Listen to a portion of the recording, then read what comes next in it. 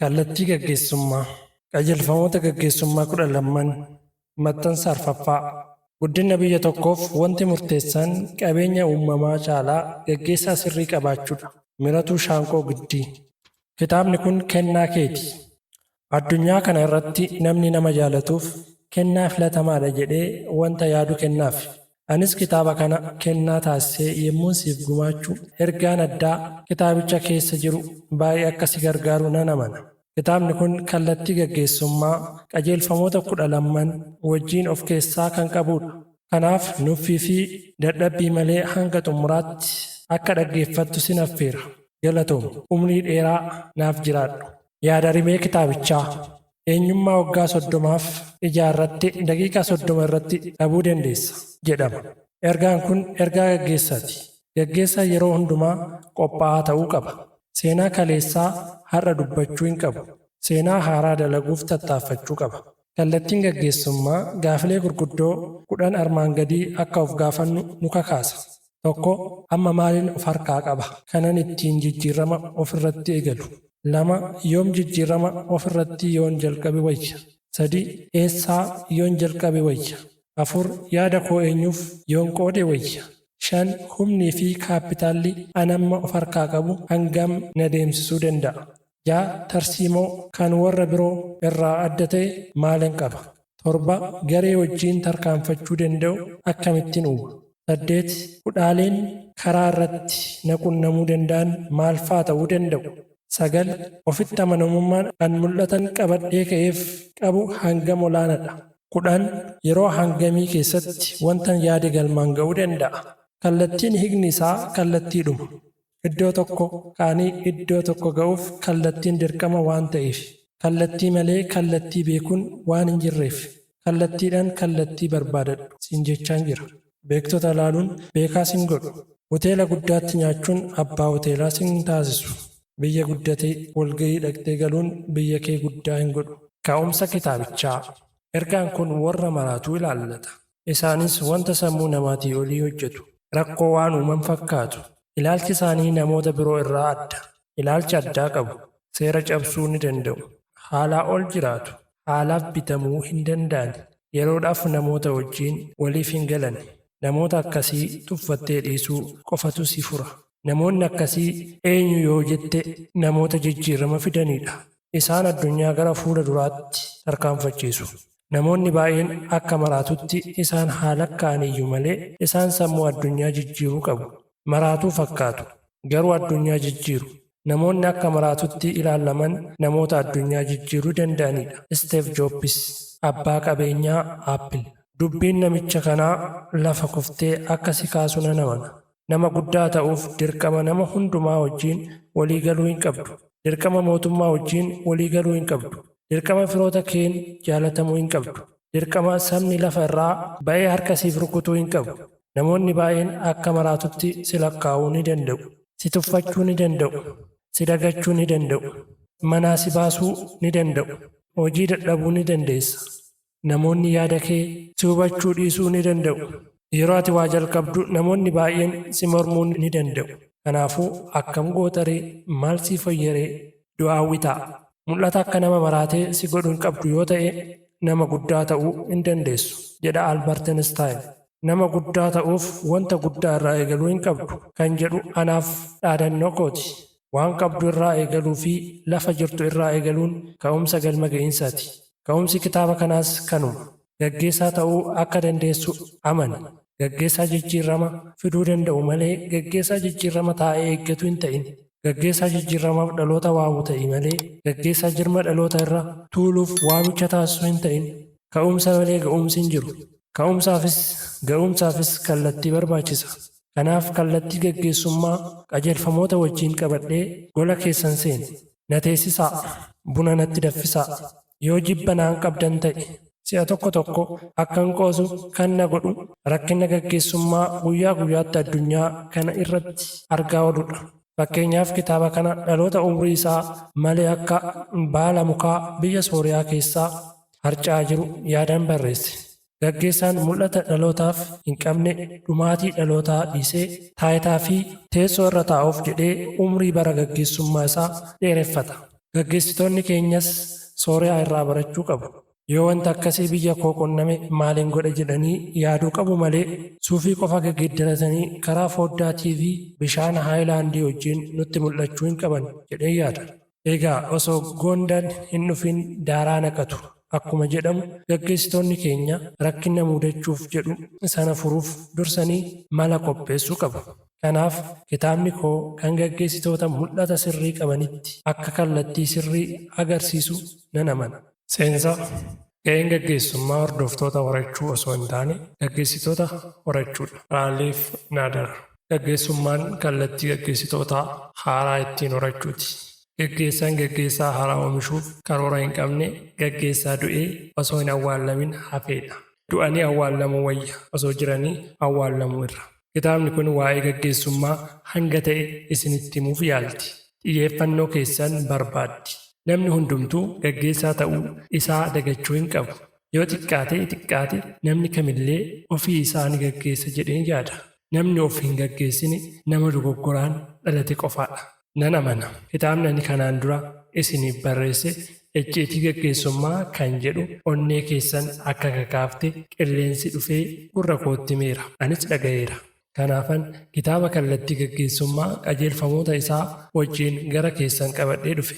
Na harkaa fuudhaa. Isinittan hiixataa jira. Dhaloota hiixachuu koo argaa jiruuf hangan danda'e hiixachaan jira. Gaggeessummaan furtuu biyya tokkooti. Biyyi gaggeessaa sirrii hin qabne akka dhaha galaanaati. Bishaan gabatee irraa fakkaatti. Gaggeessaan abjuu hin qabne dhaloota abjuu qabu taajjabeessa yookaan joonjessa akkasumas ajjeesa. Gaggeessummaan taayitaa osoo hin taane ta'anii argamuudha. Ta'uu hin dandeessu taanaan taa'uun kee bareedina teessoo qofaafi. Gaggeessaa teessoo bareechuun ta'in. Gaggeessaa mul'ata dhalootaa dhugoomsuuf dhama'u ta'i. Kitaabni kun qajeelfamoota gaggeessummaa 12 of keessatti qabattee mana keessan seenteetti. Adaraa simadhaa. Yeroo kennaa fi haasofsiisaa dhoksaa tokko isinitti himuu barbaaddi. Dhoksaan ishiin qabattee mana keessan dhufte gabaabaadhumatti akkas jedha. Gaggeessaa kee fakkaattaa. Gaggeessaan kee namuma isa fakkaatu oomisha. Gaggeessaa taayitaa hin ta'in. Gaggeessaa teessoo haaraa irraa mul'ata moofaan taa'uu hin ta'in. Gaggeessaa biraa oomishuu danda'u ta'i. Gaggeessaan mul'ata hin qabne hojiin isaa inni guddaan hirriibaa fi qabeenya uummataa saamuudha. Gaggeessaa qabeenya saamu yookaan haatu osoo hin taane gaggeessaa qabeenya sammuu ta'i. Qajeelfama tokko gaggeessummaa jijjiirama. Akkuma maqaa isaa gaggeessummaan kun jijjiirama nama dhuunfaa fi hawaasa keessatti fiduudhaan beekama. Gaggeessummaan kunis naannoo bara 1978 qorannoo namicha Baarnis jedhamuun jalqabe. Gaggeessummaan kun hidhanni isaa jijjiirama wajjin. Jijjiirama namootaa keessatti fedhii jijjiiramaa olaanaa uumuudha. Nama kakaasuudha. Maqaa gaggeessummaa jijjiiramaa kana baay'ee beekna. Garuu hojiidhuma irratti akkuma bilisummaa warra gurraachaa bara dheeraa nutti fudhataa jira malee. Qorataa kan biroon waa'ee gaggeessummaa kanaa akkas jechuun barreesse. Gochi gaggeessaa tokkoo galma ga'iinsa hordoftoota isaa ni murteessa. Yaadni gaggeessummaa kanaa gaggeessaan tokko dhaloota irratti dhiibbaa uumuun yookaan positive influence gara kaayyoo isaanitti geessuu danda'uu qaba. Dhiibbaa uumuu yeroo jedhu humna kee itti agarsiisuun saba burjaajessuu jechuu miti. Humna waraanaan saba sodaachisuu jechuu miti. Mana hidhaatti naquun dhaloota sodaachisuu miti. Dhiibbaa uumuu jechuun jaalalaan saba gaggeessitu sana kaka'umsaa fi kallattii itti agarsiisuun lafa yaaddameen ga'uu danda'udha. Waanuma hordoftoonni kee of harkaa qabaniin lafa yaadan akka isaan ga'aniif karaa saaquufiidha. Akka qorannoo BMBAAS'tti elementoonni gaggeessummaan tiraansfoormeeshinaalii of keessaa qabaachuu qabu arfan jedhee barreesse kanneen armaan gadiiti. 1. Jireenya nama dhuunfaa giddugaleessa godhachuu. 2. Ga'umsa gaggeessaa. 3. Dandeettii kaka'umsa nama keessatti uumuu. 4. Fakkeenyummaa. Gaggeessummaan kun mul'ata kee gara hojiitti jijjiiri jedha. Mul'ata jettee wanta karoorsite gara hojiitti hiiki.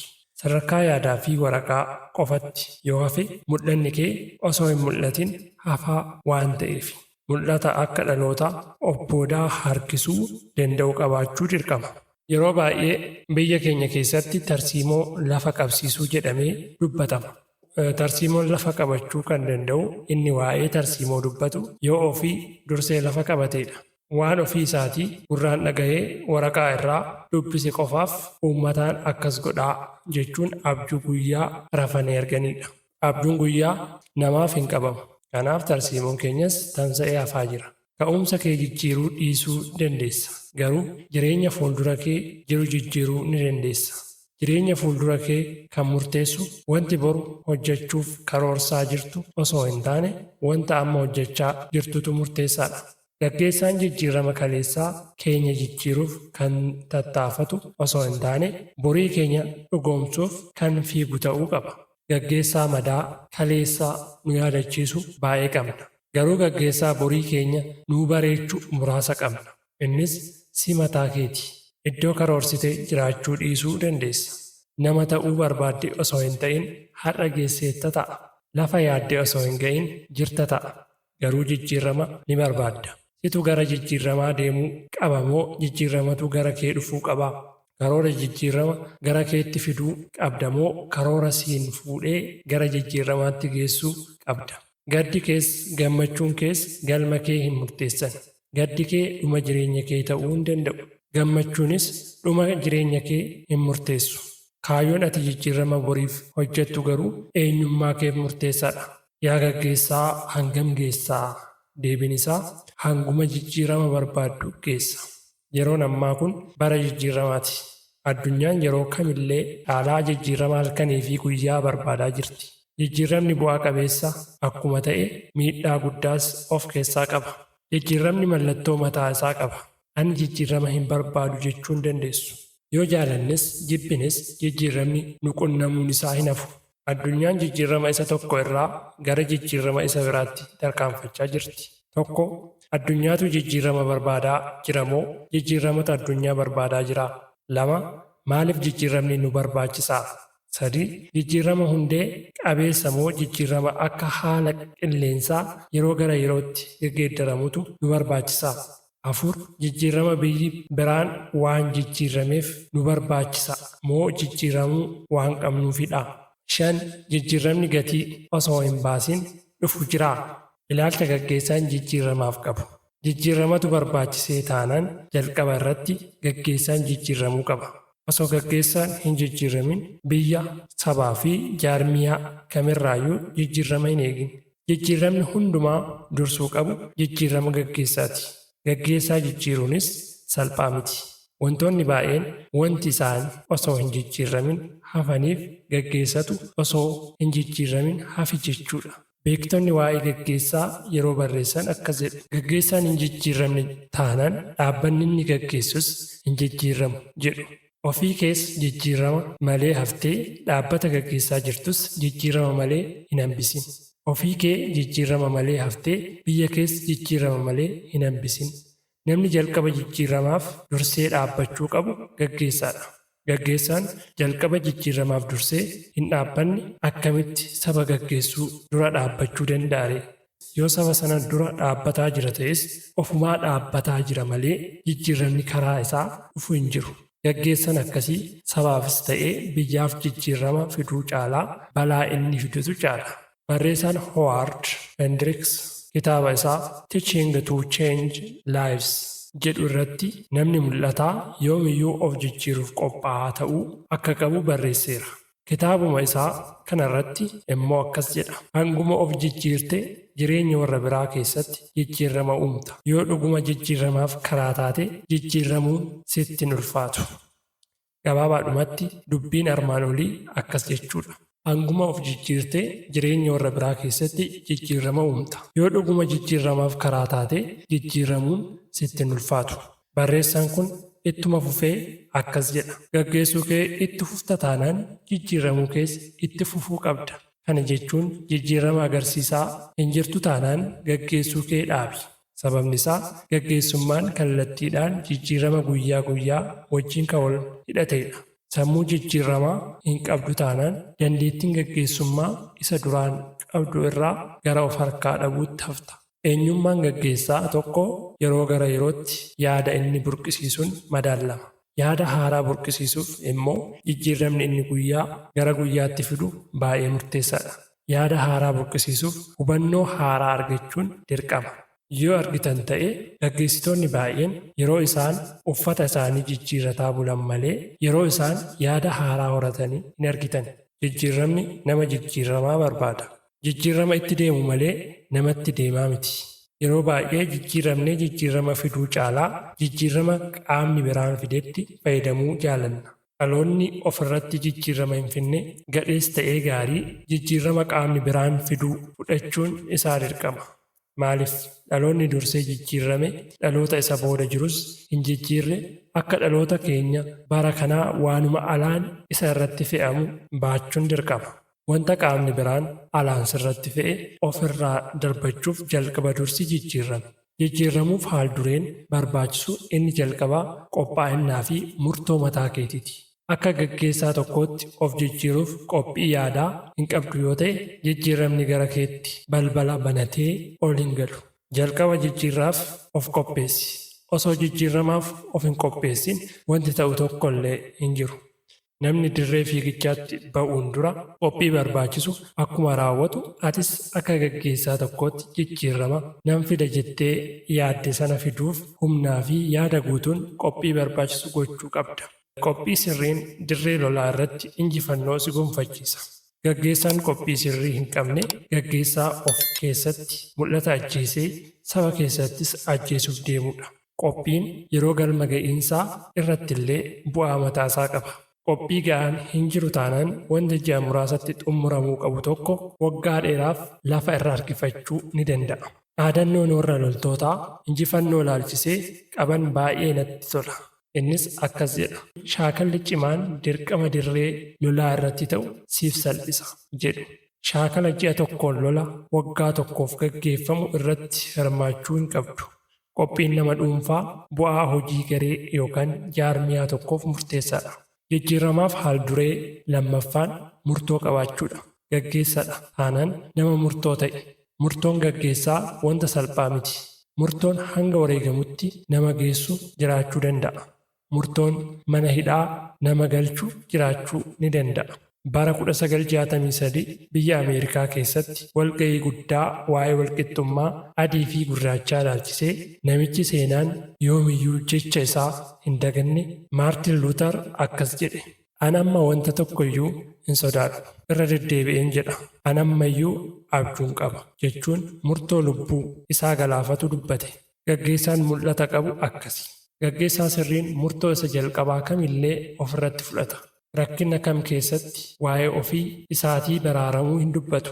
Waa'ee jireenya ofii mijeeffachuu hin dubbatu. Ofii darbee namaaf dabarsa. Gaggeessaa inni bara keenyaa beenyaa dhalootaa nyaatee ofii ol ka'ee dhaabbachuu barbaada. Murtoon nama gaggeessaa sirrii hin taane mallattoon isaa maalidha? Inni jalqabaa balaa hamaa dadhabbina ofii isaatiin fide of jalaa guuree dhaloota galaana du'aatti naqa. Murtoon gaggeessaa sirrii hin taane ejjennoo hin qabu. Akkuma dhallaadduu bishaan keessaa godhata. Ganama waan murteesse galgala diiga. Maaliif? Murtoon mul'ata wajjin hidhata qaba malee garaa wajjin hidhata hin qabu. Akkuma olitti eeruuf yaallame Maartin Luuter an du'as hin sodaadhu jedhe. Du'a hin sodaadhu namni jechuu danda'u yoo wanta du'uuf qabaatedha. Luuter wanta du'uuf qaba. Innis walqixxummaa gurraachaaf du'e. Yoo mul'anni gaggeessaa tokkoo hanga du'aatti isa hin adeemsisu ta'ee jiraachuun isaa akkasumaanidha. Kanaafuu namni kun akkas jedha. Wanta ati amma jiraachaa jirtuuf hanga du'a lubbuutti gatiis hin kaffalchiisu yoo ta'e jiraachuun kee hiikkaa hin qabu jedha. Nama jechuun murtoo isaati. Keessumattuu immoo gaggeessaan dandeettii murtoo sirrii ta'e qabaachuutu irraa eegama. Murtoo sirrii hin qabdu taanaan hin gaggeessin. Sababni isaas murtoon sirrii hin taane tokkoon saba nyaata, tokkoon suma nyaata waan ta'eef. Waa'ee murtoo sirrii ilaalchisee mata duree biraa jalatti waan ibsa ga'aa kennuuf bal'inaan achii argattu. Eenyutu jijjiiramuu qaba? Anatu jijjiiramuu qaba. Eenyummaa kee dafii jijjiiramaaf qopheessi. Namni jijjiiramuu inni sirriin ana. Yeroon jijjiiramuu inni sirriin amma. Jijjiirama nama irraa osoo eegnu nutis osoo hin jijjiiramin hafna. Jijjiiramni sirriin ofirraa yoo jalqabeedha. Jijjiiramni sirriin nama dhuunfaa irraa eegalee gara addunyaa deema malee addunyaa irraa gara nama dhuunfaa hin dhufu. Yoo dhufes inni jijjiirama alaan sitti dhufi jedhama. Garuu jijjiiramni sirriin keessaa jalqabuu qaba. Seenaa namicha tokkoon isin yaadachiisa. Namni kun bara dargaggummaa isaatti addunyaan jijjiira jedhee kaayyoo isaa qabatee ka'e. Addunyaa osoo hin jijjiirin waggaa baay'ee isatti fudhate. Addunyaa jijjiiruu dadhabee saba tokkoon jijjiira jedhee jalqabe. Akkuma isa duraa saba sanas jijjiiruu hin dandeenye. Ammas osoo saba sana hin jijjiirin hafe. Itti aansee immoo naannoo koon jijjiira jedhee jalqabe. Ammas naannoo isaa jijjiiruu dadhabe. Ammas osoo abdiin kutiin mandara koon jijjiira jedhee jalqabe. Ammas osoo hin jijjiirin hafe. Dhumarratti maatii koon jijjiiraa jedhee jalqabe. Maatii isaas jijjiiruu dadhabe. Itti aansuun ofii isaas jijjiiruun itti cime. Erga bara isaa baay'ee fixee booda akkas jedhe. Jijjiiramni jalqabaa addunyaa jijjiiruu irraa jalqaba osoo hin taane of jijjiiruu irraa jalqaba. Achumaanis gara addunyaatti ol guddata jedhee jedhama. Gaggeessummaan jijjiiramaa sirna jijjiirama bu'uuraa godhachuun jireenya nama dhuunfaa fi hawaasaa keessatti mul'atudha. Gaggeessummaan kun jijjiirama qabatamaa waan fiduu ta'eef maqaa kana argachuu danda'e. Gaggeessummaan jijjiiramaa kun namicha Baarnes jedhamus bara 1978 bifa qorannootiin jalqabame. Hiikni inni gaggeessummaa jijjiiramaaf kennes akka armaan gadii ta'a. Gaggeessummaan jijjiiramaa gaggeessummaa waliin hojjechuu malee gaggeessummaa walirratti hojjechuu miti. Gaggeessummaa waan guddaa abdachuuti. Gaggeessummaan kun hordoftootaafis iddoo guddaa kenna. Kaka'umsa nama keessatti uuma. Gaggeessummaan kun nama kakaasuuf hojjeta malee nama ukkaamsuuf hojjeta miti. Akka qorattootni tokko tokko barreessanitti gaggeessummaan jijjiirama xiyyeeffannoodhaan wantoota armaan gadii irratti hojjeta. Tokko, gaggeessaa fi hordoftoonni mul'ata ifa ta'eef akka hojjetan godha. 2. Mul'anni tooftaalee adda addaa fayyadamuun akka dhugoomu godha. 3. Mul'ata guddaaf gaggeessaa kakaasuun gara hojiitti akka jijjiiramu godha. 4. Ofitti amanamummaa murtoo sirrii fi ilaalcha sirrii qabaachuu irratti hundaa'a. Gaggeessaa jijjiiramaa ta'uuf jijjiirama si gaafata. Osoo waa'ee jijjiiramaa hin beekin akkamitti gaggeessaa jijjiiramaa ta'uun danda'ama? Jechoota jijjiiramaa jijjiirtee fayyadamteef gaggeessaa jijjiiramaa hin jedhamtu. Haaromsa afaanii osoo hin taane haaromsa mul'ataa fi hojii nama barbaachisa. Gaggeessaan har'ummeen waan har'aa qofa kan yaadu jijjiirama fiduu hin danda'u. Haaromsa barbaada taanaan kanaan dura akka yaadni kee moofaa ture hubachuu danda'uu qabda. Hanga har'aatti kafana moofaa malee yaada moofaa hin beektu yoo ta'e hubadhu. Yaadni moofaan jira. Kafanni moofaan biyya hin miidhu. Yoo miidhes hanguma ta'e miidha. Yaadni moofaan garuu hanga malee dhaloota osoo jiranii mormaa gad isaan awwaala. Gaggeessummaan jijjiirama bu'uuraa haaromsaa of keessaa qaba. Yaadni moofaan bara addunyaan qilleensa irraa oofamaa jirtutti dhaloota lafa irra oofa. Gaggeessaan jijjiirama dubbii sammuu dubbata malee dubbii saamichaa hin dubbatu. Yaadaan dursa malee nyaatan hin dursu. Gaggeessaan jijjiiramaa mana isaa keessaa kutaa yaadaa yookaan thinking room qaba. Taa'ee itti yaada. Yeroo fudhatee jijjiiramaaf karoorsa. Jijjiirama hin sodaatu. Waan hin qabne kennuu hin dandeessu jedhu beektonni. Waan qabdu kennuu hin dhiistu. Gaggeessitoota baay'een kumatinaa. Waanuma qaban isiniif kennaa jiruuti. Maaliif sirritti nu hin gaggeessu hin jedhinaa. Gaggeessitoonni akkasii waan akka sirritti gaggeessaa jiranitti of yaadaa jiru waan ta'eef. Hanguma of shaakalchiifte saba gaggeessitus injifannoon ga'uu dandeessa. Dirree shaakalaa osoo hin dhaqin lolaaf qophaa'uun soba balbala dhugaa cufattee teessu fakkaata.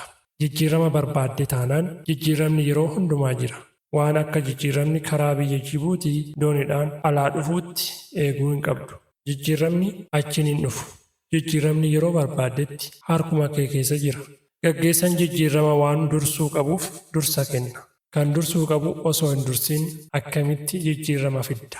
Gaggeessaa jijjiiramaaf guyyaan tokko sa'aatii 24 qofaa miti. Waan namni kam hojjetaa oolu hojjechuu hin qabu. Sa'a 24 keessatti hojiin isaa yoo madaalame hojii nama tokkoo osoo hin taane kan namoota kumaatamaa bakka bu'u hojjechuu danda'uu qaba. Gaggeessummaan jijjiiramaa waa'ee bakka ati teessuu osoo hin taane maaliif akka ati bakka qabattee teessu sitti hima. Maaksweel. Gaggeessitoonni jijjiiramaa gaggeessitoota dukkana keessaan ifni itti mul'atudha. Gaggeessitoonni tuffatamuu keessaa kabajamuun akka jiru beekanidha. Gaggeessitoonni dagatamuu keessa yaadatamuun akka jiru fageessanii kan ilaalanidha.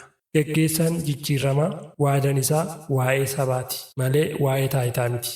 Pirezidaantiin Ameerikaa Joorji Bush bara 1989 waadaa aangotii dhufuu yeroo galan akkas jechuun jijjiiramaaf onnatan. Aangoon kan nuuf kennameef dhimma dhuunfaa akka ittiin raawwatamuuf miti. Nama guddaa addunyaa ta'uufis miti.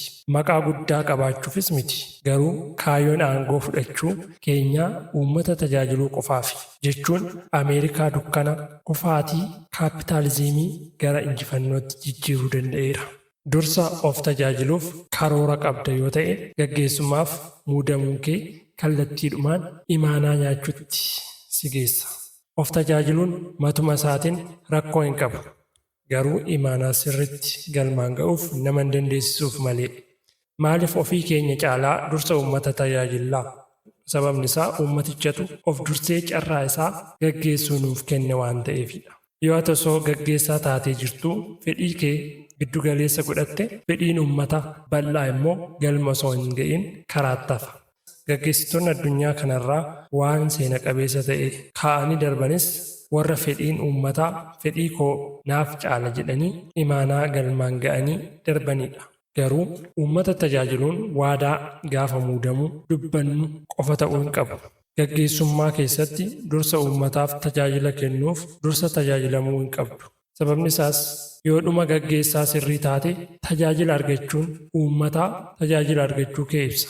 Sirriitti hubadhu. Ati dursa of tajaajiluun kee gonkumaa dursa tajaajila argachuu uummataa hin ta'u. Walumaa galatti gaggeessummaan jijjiirama wantoota armaan gadiin ibsamuu ni danda'a. Tokko, gaggeessummaan jijjiirama ga'umsa gareetti amana malee ga'umsa nama dhuunfaatti hin amanu. 2. Gaggeessummaan jijjiirama bu'aa jijjiiramaa dursee tilmaamamuun isa hin dhibu. 3. Gaggeessummaan jijjiirama haaromsaa afaan osoo hin taane haaromsa mul'ataa fi hojii dursa. 4. Gaggeessummaan jijjiiramaa kufaatiin isaa hiika. 5. Gaggeessummaan jijjiiramaa mana sobaa irraa ijaarametti dhugaa hin affeeru. Gaggeessummaan jijjiiramaa yaaduu fi nyaachuu adda baasee beeka. Gaggeessummaan jijjiiramaa waan addunyaan gara fuulduraatti ta'uu qabdu irratti hojjeta malee waan kaleessa hojjete si'a 1000 hin dubbatu. Qajeelfama 2ffaa karaa gaggeessitootaa. Gaggeessaa sirrii ta'uudhaaf karaa gaggeessitoonni ciccimoon irra darban beekuun dirqama. Seenaa isaanii barachuuf hin tattaafatin. Irraa barachuuf tattaafadhu. Gaggeessitoota darban irraa barachuuf dhama'i. Jireenya gaggeessitoota baay'ee irraa barachuun akka nama yuunivarsiitii guddaa seenee barateeti.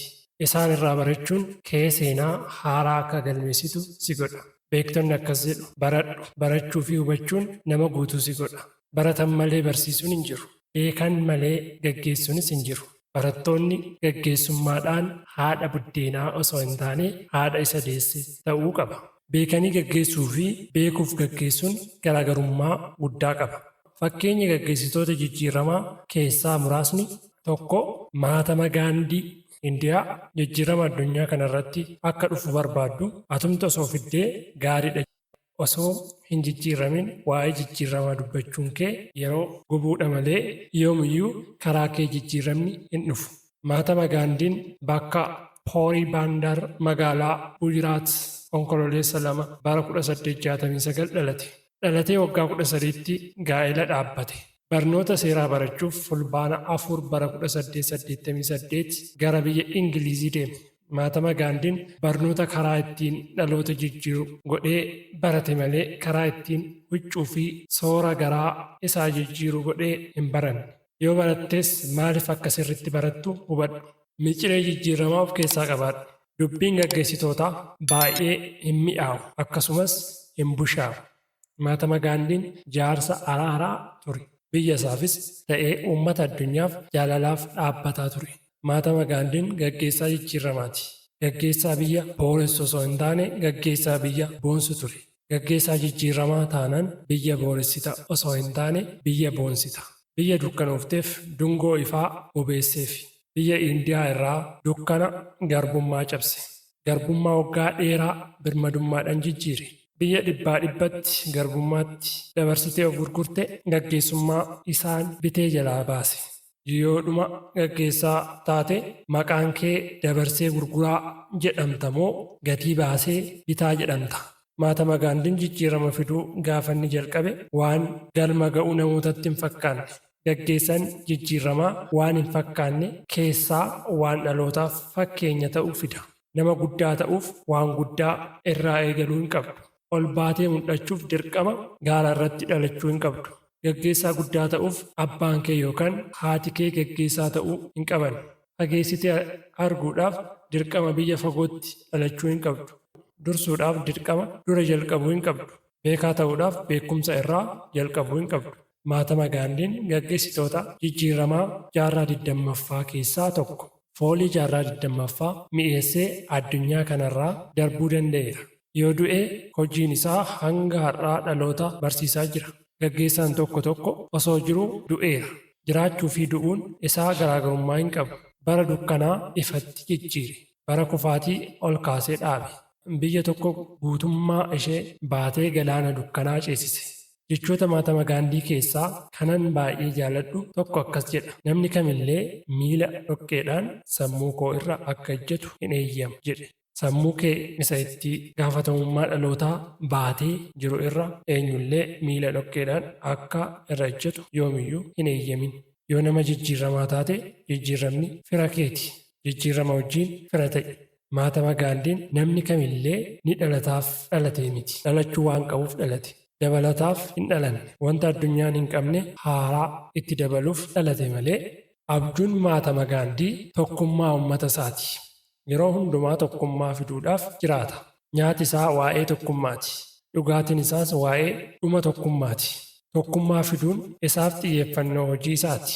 Gaggeessaan biyya jijjiiruuf hojjetu gaggeessaa xiyyeeffataa jedhama. Gaggeessaan ofii isaa jijjiiruuf hojjetu gaggeessaa sirreeffataa jedhama. Haala ilaalee waa'ee dhuma ofii isaa sirreeffachuu yaada. Carraadhuma argateen akka saree maraatuu ciniintee si kutuu barbaada. Gaggeessaa jireenya dhuunfaa isaa tumsuuf haala sirreeffatu osoo hin taane itti gaafatamummaa harka isaa keessaa jiru irratti nama xiyyeeffatutu gaggeessaa jijjiiramaa jedhama. Mahatma Gaandiin gaggeessaa hojii irratti xiyyeeffatudha. Mahatma Gaandiin jijjiirama biyyi isaaf fiddu taa'ee hin eegne. Biyyaaf jijjiirama bu'uura qabu fiduuf abjoote. Biyyaaf abjoodhu. Biyya hin abootiin yookaan hin rokitin. Mahatma Gaandiin amaloota armaan gadii baay'ee beekama. Isaanis gaarummaa agarsiisu. Amalli isaa gaarummaa agarsiisee nama injifata. Gaarummaa agarsiisuun amala gaggeessaa jijjiiramaati. Qajeelummaadhaan nama injifatame malee qawweedhaan miti. Namni kamillee eenyummaa Rabbi isaaf kenne akka dhoksu hin eeyyamu. Gaggeessaan gaarummaadhaan nama hin gaggeessine gadhummaadhaan nama gaggeessuun isaa hin oolu. Bakka namaa obbuusee yaada. Mahatma Gaandiin bakka namaa obbuusee yaada. Rakkoo nama qunnamu kamillee osoo anas qunnamee akkamiin godha jedhee namaaf kan yaadudha. Gaggeessaan jijjiirama fiduu barbaadu kamillee nama irratti hammeenya yaaduu osoo hin taane namaaf fageessee yaadutu irra jira. Garaa namaaf yaadu qabaadhu. Gaggeessaa sirrii taanaan guuboo hammeenyaa baattee hin deemin. Guyyuma tokko si harkatti dhoo'ee siyyuma balleessa. Namaaf yaaduun xiyyeeffannoo hojii kee haa ta'u. Osoo waan gaarii namaaf yaadduu du'i malee osoo hammeenya namatti yaadduu hin du'in. Ofitti amanummaa qaba. Ofitti amanamummaa jechuun wanti addunyaa jijjiiruu danda'u akka harka isaa jiru beekuu jechuudha. Gaggeessaan bara keenyaa baay'een isaa ofii isaa hin amanu. Maaliif? Jireenya hirkatoo shaakale. Waan ganamaa dubbate galgala dubbii biraadhaan diiga. Waan diigamuu qabu uummata yaasee ijaarsisaa oola. Waan ijaaramuu qabu uummata yaasee diigaa oola. Ofitti amanamummaa hin qabdu taanaan yoomiyyuu waan waaqni sitti kenne hojjetta osoo hin taane waan namni sitti hime hojjetta. Gaggeessaan akkasii kun gaggeessaa nambiree yookaan nama biraa jedhama. Osoo ofitti amanee hojii tokko hin hojjetin du'a. Rabbi salphina akkasii si haa oolchu. Mahatma Gaandiin gaggeessaa ofitti amanamummaa guddaa qabu ture. Wanti inni hojjetu dhaloota akka jijjiiru dhibbaa dhibba of amana. Dhugaa adda baasee beeka. Mahatma Gaandiidhaaf dhugaan foormulaa hin qabu. Gaggeessitoonni baay'een dhugaa ibsuudhaan foormulaa sobaan dhugoomee fayyadamu. Dhugaa sabni beeku soba jechuun gaggeessaas hin taasisu. Dhugaa irratti waliigaluun amala gaggeessaa jijjiiramaati.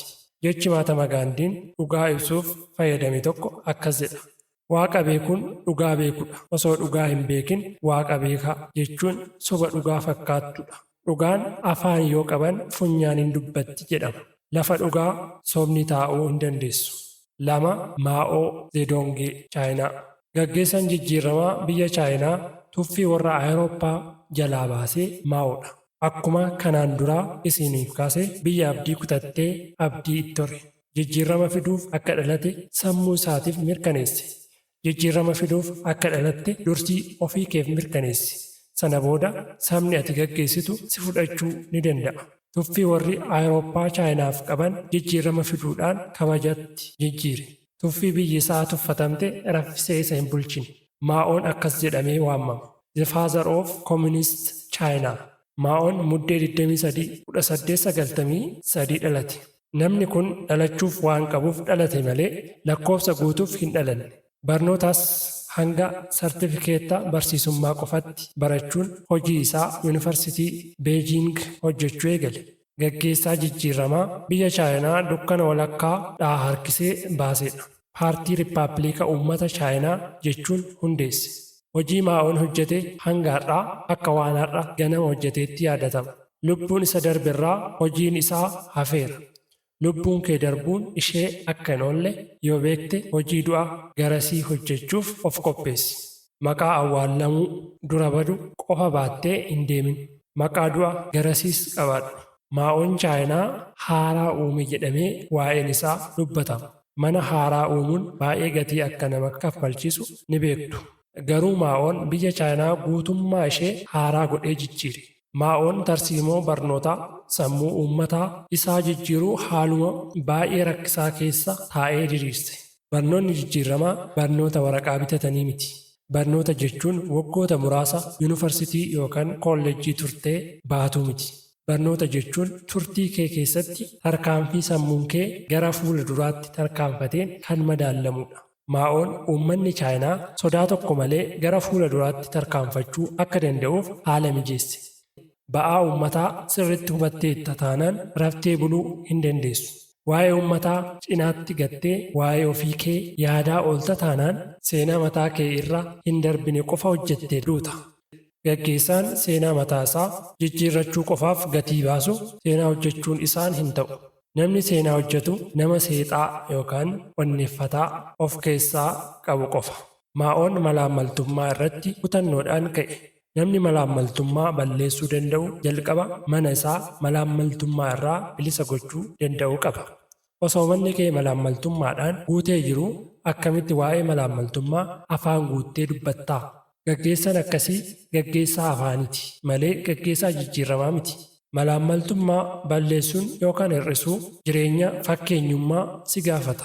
Biyyoota hin guddanne keessatti maqaan gaggeessitoota baay'ee haadha malaammaltummaa yookaan mother of corruption yookaan abbaa malaammaltummaa yookaan father of corruption jedhamuun beekamu. Mana kee keessaa osoo malaammaltummaan wawwaatu akkamitti ati immoo uummata duraa dhaabbattee waa'ee gadhummaa malaammaltummaa dubbattaa? Maa'oon malaammaltummaa irratti tooftaa adda addaa diriirsuun biyya isaa gara mul'ata guddaatti tarkaanfachiise. Gaggeessaan aantummaa sabaa qabu nama akkasiiti. Gaggeessaa aantummaa sabaa agarsiisu barbaanna malee gaggeessaa hantuuta yookaan waanuma arge hatee boolla kan seenu nun barbaachisu. Gaggeessaa jijjiiramaa irraa amala aantummaa yookaan saba isaaf kan dhaabbate irraa eegna malee amala hantuutaa irraa hin barbaannu. Gaggeessaan jijjiiramaa amala malaammaltummaa horata osoo hin taane amala aantummaa horachuu qaba. Abbaa malaammaltummaa jedhamtee waamamuun kee ni ga'a. Kana booda abbaa aantummaa jedhamii waamame. Haadha malaammaltummaa jedhamuun kee ni ga'a. Haadha aantummaa jedhamii waamame. Dhalootaaf yaadda taanaan ofii kee injifachuu danda'uu qabda. Gaggeessaan carraa bal'aa argachuu danda'a. Carraan ati argattu kamillee dursa faayidaan isaa kan kee akka hin taane hubachuu qabda.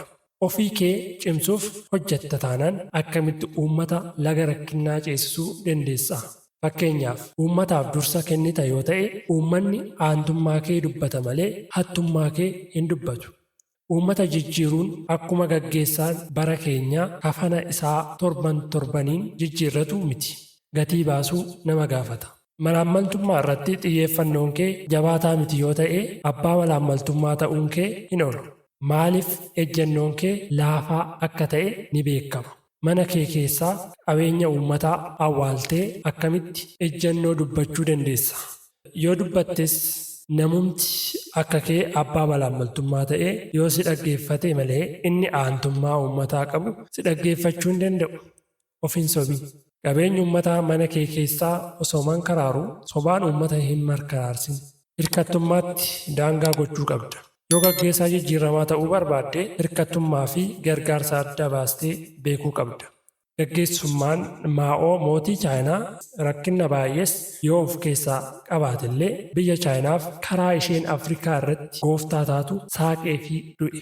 Yeroo ammaa uummanni Chaayinaa daldala garbaa isa jaarraa 16 haga 19tti Afrikaa irraa ture bifa ammayyaa ta'een deebisanii gaggeessaa jiru. Kunis gaarii jette jarattiin.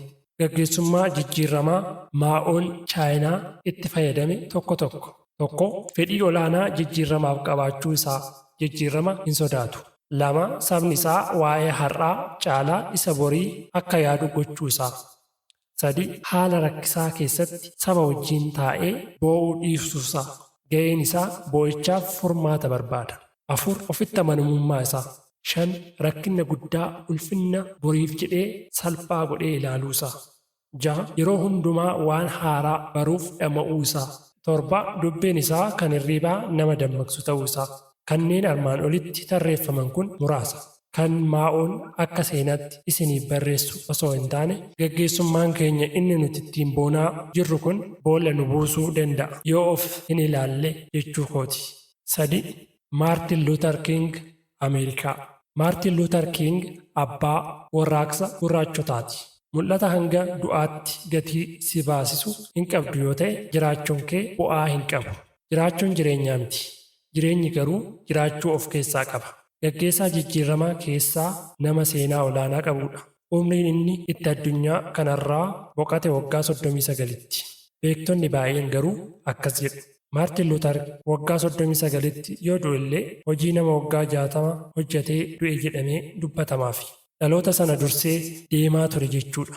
Gaggeessitoota tokko haala keessa jiran injifachuun iyyuu akka nama gaara Everest yaabuu isaanitti ta'ee jira. Luuter garuu dhaloota bara isaa turan mul'ata waggaa 20 isaan dursee ture. Gaggeessaan jijjiiramaa akkana. Dhalachuun akkana. Gaggeessaa sadarkaa yaadaa namaa ol waa dalagee darbe jedheen ilaala. Maartin Luuter King Atlaantaa Joorjiyaatti gaafa amajjii 15, 1929 dachee Ameerikaa irratti dhalate. Maartin Luuter King dhalachuudhuma waan qabuuf dhalate.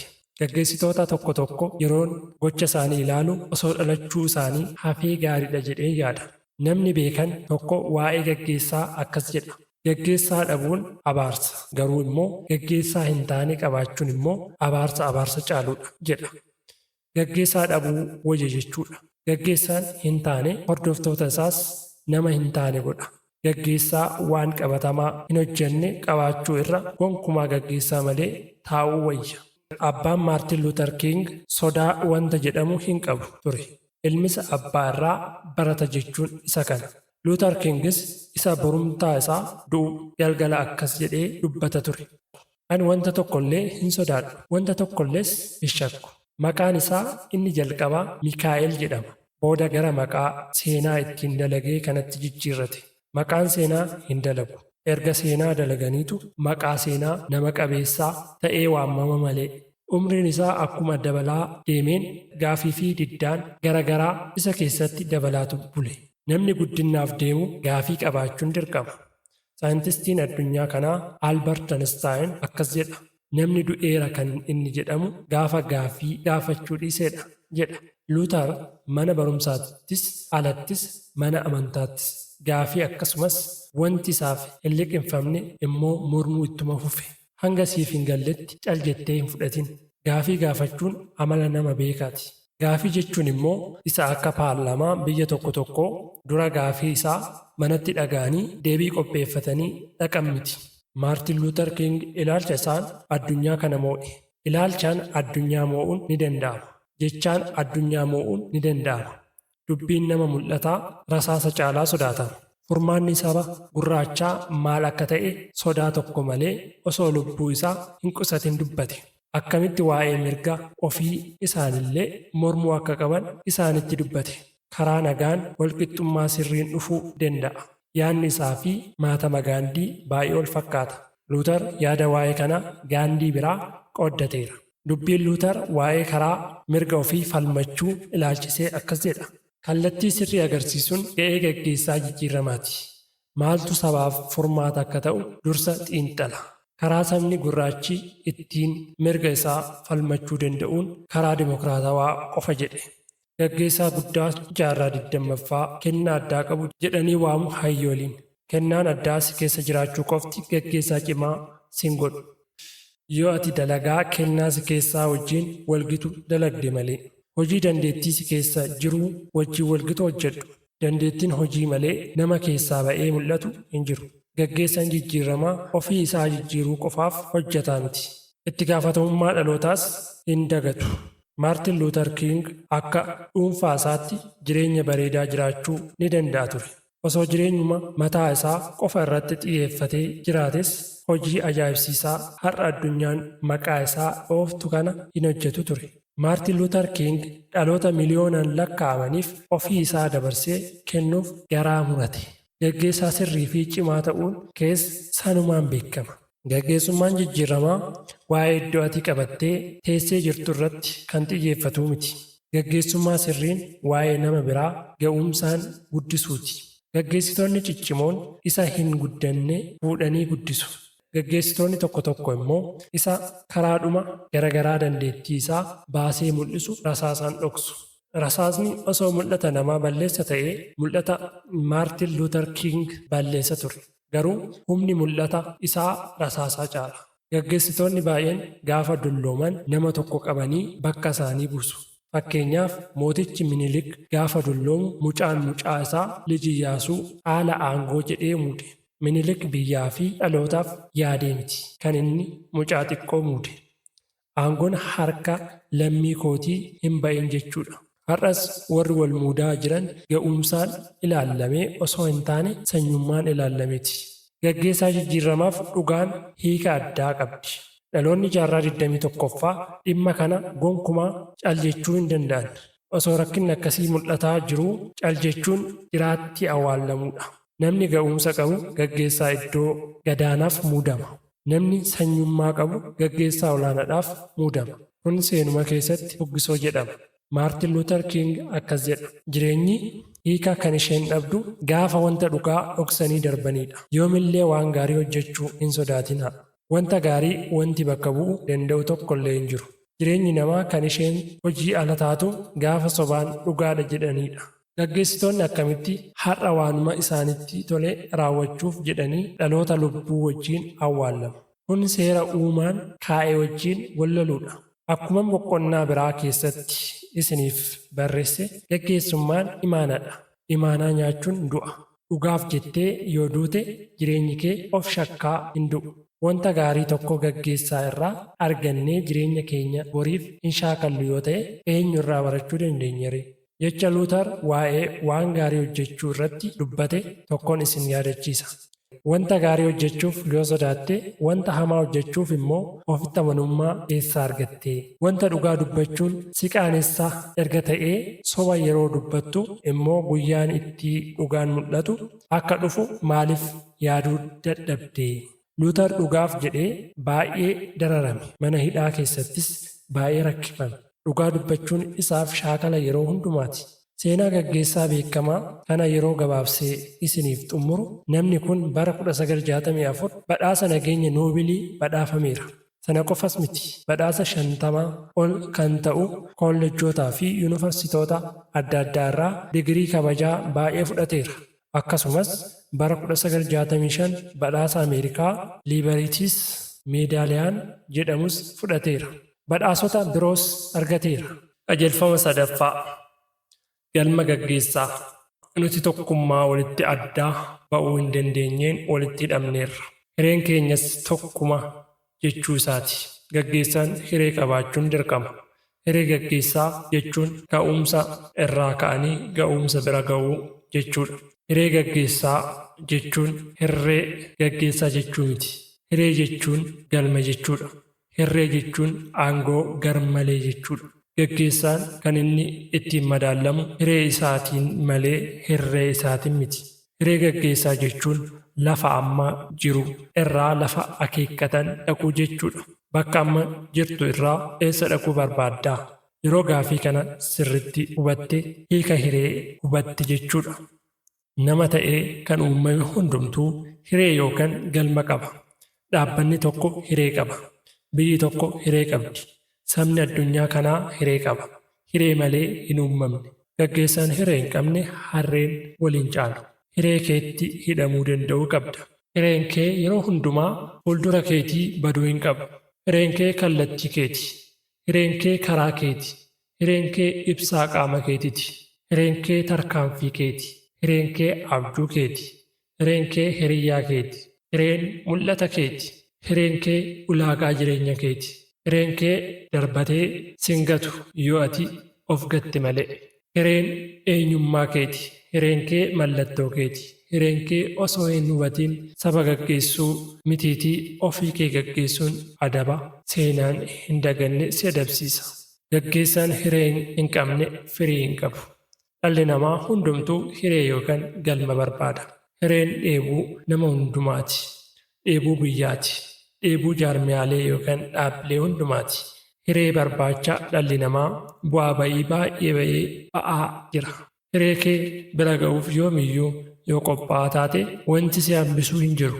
Umriin, koorniyaan, bifti, amantiin, dinagdeen, siyaasnii fi kan kana fakkaatu si hambisuu hin danda'an. Ati garuu nama hiree ta'i. Kaayoo kee galmaan ga'uuf wanti si daangessuu hin jiru yoo ati of daangessuuf murteessite malee. Gaggeessaan yeroo hundumaa galma isaa ilaalaa deema. Galmi isaa dhaadannoo isaati. Hin irraanfatu. Waa'ee galma isaa abdii hin kutatu.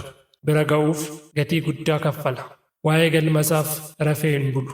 Jireenya amma keessa jiru hin ilaalu. Borii isaa caalchifata. Bira boruuti. Kufaatii isaa kaleessaa dagataa deema. Harka isaa isa borii qabachuu diriirsa. Akka bira hin geenye ofii isaa yeroo gara yerootti yaadachiisa. Yoo kufes ni ka'a. Yoo cabes of wallaana. Mul'ata isaa eenyuttillee hin amanu. Ofitti amanamummaa qaba. Dhabuun argachuu booddee isa hin hambisu. Gaggeessaan jijjiiramaa amaloota armaan oliin beekamuu qaba. Osoo namni hin madaalin bu'aa hojii isaan dhufe madaalee beeka. Cimina isaa fi dadhabbii isaa adda baasee beeka. Gaggeessitoonni fakkeessonni garuu dadhabbii isaanii dhoksanii awwaalu. Kanaafuu osoo nama guddaa hin ta'in hafu of hin beekan. Yeroo uummanni dadhabbii akkasii qabdu jedhee itti hime akkas jechuun deebisu. Wanti isin jettan anan ibsu. Kun ilaalcha hamaadha. Wanta ta'etu duuba kee jira jechuudhaan of gowwoomsu. Gaggeessaan akkas jedhuu fi namni du'ee awwaalame walqixa. Gaggeessaan hangam ga'aa? Deebiin isaa hanguma waa'ee galma isaa beeku ga'a. Gaggeessaan kan karaa beeku, kan karaa beekee irra deemuu danda'uu fi kan karaa sirrii agarsiisuu danda'udha. Ati hoo? Gaggeessuu jechuun ofirraa achi dhiibuu miti. Gaggeessuuf saba gaggeessan dursanii argamuu jechuudha. Ta'anii mul'achuudha. Yeroo hundumaa galma saba sana itti geessaa jirtu itti himuu, yaadachiisuu, hubachiisuu fi onnachiisuu gaafata. Nama gaggeessuuf nama sirriitti of gaggeessu ta'uu qabda. Fakkeenyummaan kee galma ga'iinsa saba keef murteessaadha. Gaggeessaa fakkeenyummaa qabu ta'i. Fakkeenyummaa galma. Namichi Albert jedhamu tokko waa'ee gaggeessaa fakkeenyummaa akkas jechuun ibsa. Karaa sirrii ittiin uummata gaggeessan 3 jedhamee kan beekamu 1. Fakkeenyummaan gaggeessummaa 2. Fakkeenyummaan gaggeessummaa 3. Fakkeenyummaan gaggeessummaa. Egaa gaggeessummaan jijjiiramaa, gaggeessummaa fakkeenyummaa bu'uura godhateedha. Fakkeenyummaa jechuun fakkeenyummaa jechuudha. Qajeelfama 4. Dandeettii rakkoo furuu. Daqiiqaa 60 rakkoo akkam furuuf yoo naaf kenname daqiiqaa 55 rakkoodhuma sana qorachuu fi xiinxaluuttan fixa. Daqiiqaa 5 immoo rakkoo sanan fura. Albert Einstein. Rakkoo ta'ee kanafu yoo akka inni furamuu hin dandeenye yaaddedha. Rakkoon hin furamne rakkoo nama furuu hin arganne qofa. Hin danda'amu kan jedhamu hanga namni danda'u argamu qofatti. Hin ga'amu kan jedhamu hanga namni ga'u argamu qofatti. Gaggeessaa sirriin hin jiru kan jedhamu hanga gaggeessaan sirriin argamu qofatti. Gaafa gaggeessaa sirriin argamu gaafii gaggeessaa sirriin hin jiru jedhu lafa dhufetti deebi'a. Hin danda'amu kan jedhamu wanta hin hojjetamne qofaadha. Nelson Maandellaa. Hin danda'amu jechuun wanti sun hojjetamuuf hin yaallamne jechuudha. Hin danda'amu kan jedhamu akka danda'amuuf hin dalagne jechuudha. Yeroo dheeraa sitti fudhachuu danda'a malee wanta yaadde dhugoomsuu ni dandeessa. Rakkoon siin hin furamne rakkoo ati furuudhaaf hin kaanedha. Rakkoon kee hammam ga'a? Eenyummaan nama guddaa yoomillee rakkoo uumuudhaan osoo hin taane rakkoo furuudhaan beekama. Namni kamillee rakkoo ni uuma. Garuu rakkoo furuu namoota muraasa qofatu danda'a. Namni hanguma yaade ga'a. Sammuun rakkoon guutame rakkoo furuu hin danda'u. Rakkoon sin qunnamu jechuun mallattoo dhaabbachuu kee hin ibsu. Akka ati caalchiftee hojjettu si taasisa malee. Namoota addunyaa kanarra guutan keessaa namni rakkoon fuuldura isaanii keessa hin darbine hin jiru. Garuu isaaniif rakkoon rakkoo ta'ee hin hafne. Rakkoon tulluu irra dhaabbatanii mul'ata isaanii dhugoomsan ta'eefi. Gaggeessaan hangam ga'a? Hanguma rakkoo furuuf dandeettii qabu ga'a. Rakkoo si qunname irratti hin xiyyeeffatin. Rakkoo sana keessaa karaa ittiin ba'uu dandeessu irratti xiyyeeffadhu malee. Rakkoo si qunname irratti injifannoo yoo barbaadde rakkoon si qunname si caalu akka hin dandeenye dursii ofii kee amansiisi. Jireenya kee keessaa wanti gaara Everestii sitti ta'e maali? Wanti ati injifachuu hin dandeenye maali? Wanti akka ati darbitee kaayoo kee bira hin geenye si godhe maalidha? Deebiin isaa yaada ati rakkoo ilaalchisee qabdudha. Rakkoon rakkoo ta'ee kanaafuu gaafa ati akka rakkootti ilaalte qofaadha. Rakkoon gaggeessadhaaf carraa inni ittiin qoramee ba'uudha. Carraa inni ittiin nama guddaa ta'uu danda'uudha. Carraa inni ittiin mul'ata isaa dhugoomsuudha. Carraa inni ittiin barbaadee of argatuudha. Jireenya kee keessaa wanta baay'ee cimaan wanta ati akka cimaatti ilaalte qofaadha. Wanti baay'ee cimaan si mataa keeti malee rakkoo si qunnamee miti. Anatu rakkoo caalaa cimaadha jedhii of amansiisi. Gaggeessaan rakkinnaan qaramee hin baane yeroo rakkinna argu akka pilaastikii abidda argee ta'ee taanan isaaf rakkinni carraa guddinaa osoo hin taane carraa salphinnaati. Gaggeessaan rakkinnaaf hiikkaa addaa kennuu qaba. Toomaas Edison si'a baay'ee kufuun koo anaaf karaa fiixaan ba'iinsa naaf ta'e jedhee dubbata. Si'a baay'ee kufuun isaaf nama guddaa ta'uu fideef. Maaliif rakkinni na qunnama jechuun maalifan nama ta'a jechuudha. Nama ta'uuf rakkinna keessa darbuun dubbii dhumaati. Gaggeessaan rakkinna nooraa yookaan rakkicha ittiin gara guddinaatti darban godhee fudhachuu qaba. Jireenyi walitti dabalama wantootaati. Rakkinna qaba, bal'inna qaba, salphina qaba, ulfinna qaba. Warra kanatu walitti dabalamee jireenya hiikkaa qabu fida. Nan kufa jettee hin sodaatin. Kufaatiin dhuma jireenyaa miti. Ulfinnatu naaf dhufe jettee hin boonin. Ofiin boonuun galma jireenyaa miti. Isa ta'uuf dhalatte osoo hin taane hafuun kufaatidha. Isa ta'uuf dhalatte ta'uuf immoo rakkinna keessa darbuun dirqama. Rakkinni yaadi haaraan keessa keetii akka burqu godha. Eenyummaa gaggeessaa rakkinnaan madaallamee ba'a. Warqeen abiddaan akkuma qoramee ilaallamu gaggeessaan rakkinna adda addaa furuudhaan ilaallama. Rakkinni baasee si mul'isa. Ofitti akka deebitu si godha. Si malee namni si ta'uu danda'u akka hin jirre sirritti sitti hima. Namni mul'ata rakkinna keessa darbu malee hin milkaa'u. Gaggeessaa jijjiiramaa fi kallattii tarsiimoo sirrii. Tarsiimoon jecha hojiiti malee jecha siyaasaa miti. Baay'een keenya siyaasaa keenya ittiin achi butachuuf jecha guyyaatti si'a meeqa waamna malee dhoksaa isa keessa jiru waan hubanne natti fakkaatu. Kallattii tarsiimoo sirrii diriirsuun ga'ee gaggeessaa jijjiiramaati. Namichi Miikaa'el Deel jedhamu nama tarsiimoo sirrii baasuudhaan addunyaa har'aa kanaaf ga'ee isaa taphateedha. Innis hojii kalaqa kompiitaraa Deel jedhamu hojjechuun addunyaaf gumaacheedha. Yeroo hojii isaa kana hojjetetti tarsiimoo namoota baay'ee biratti fudhatama hin arganne garuu tarsiimoo sirrii qabatee gara addunyaa kanaa dhufe. Tarsiimoo kallattii qabu jechuun waan raawwattuu fi akkamitti akka raawwattu asitti himu jechuudha. Waan haaraa hojjechuu barbaadda taanaan tarsiimoo haaraa qabattee gara addunyaa kanaa dhufuu qabda. Waan namni hojjete hojjechuuf dhama'uu sin barbaachisu. Sababni isaas hojjetameera waan ta'eef. Dhaloota tarsiimoo jireenyaa baafatee lafa fagoo ga'uu uumuun ga'ee gaggeessaa sirriiti. Ga'een gaggeessaa tokkoo dhaloota mul'ata qabuu fi tarsiimoo kallattii ifaa qabu wajjin galma ga'uuf dhama'uudha. Dhaloota mul'ata isaan injifatamee tarkaanfatu uumuun waan hundumaa irra caala. Dhaloonni keenya baay'ee mul'ata isaan osoo hin taane fedhii isaan injifatamee boodatti hafaa jira. Fedhii kee hundumaa galmaan ga'uuf tarsiimoon sin barbaachisu. Tarsiimoon kaayoo galmaan ga'uuf si barbaachisa. Kanaaf kaayoo kee hordofii malee fedhii kee hin hordofin.